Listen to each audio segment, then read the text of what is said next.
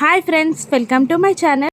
గగన్ భూమిని తీసుకొని ఒక రెస్టారెంట్కి డిన్నర్ కోసం వెళ్తాడు. ఇక భూమిని గగన్ కన్నార్పకుండా చూస్తూ ఉండగా భూమి మాత్రం అలిగినట్టు నేను మీతో మాట్లాడను అని అంటూ ఉంటుంది. ఓహో, ఎందుకు మాట్లాడవు అని గగన్ ప్రేమగా అడుగుతుండగా భూమి, మా నాన్నని మీరు మావయ్య అని పిలవనన్నారు కదా, మా నాన్నని మావయ్య అని పిలిస్తే ఏం పోతుంది మీకు అని రోషంగా అడుగుతూ ఉంటుంది భూమి.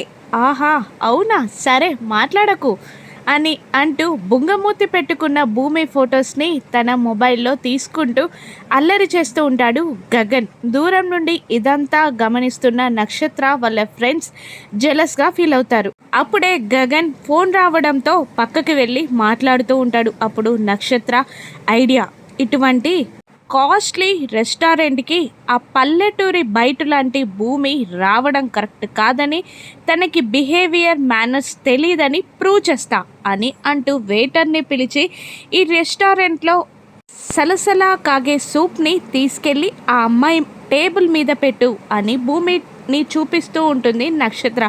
అలాగే అని అంటూ బాగా వేడిగా ఉన్న సూప్ని తీసుకెళ్ళి ఆ భూమి ముందు పెడతాడు ఆ వెయిటర్.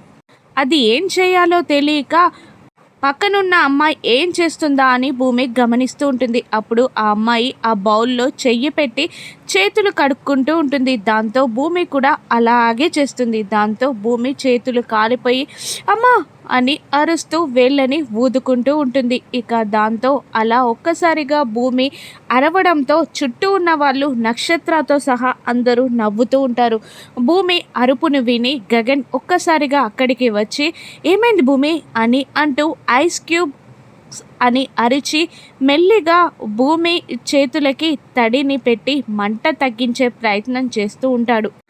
గగన్ భూమి పైన చూపిస్తున్న ప్రేమని చూసి కోపంతో రగిలిపోతూ ఉంటుంది నక్షత్ర.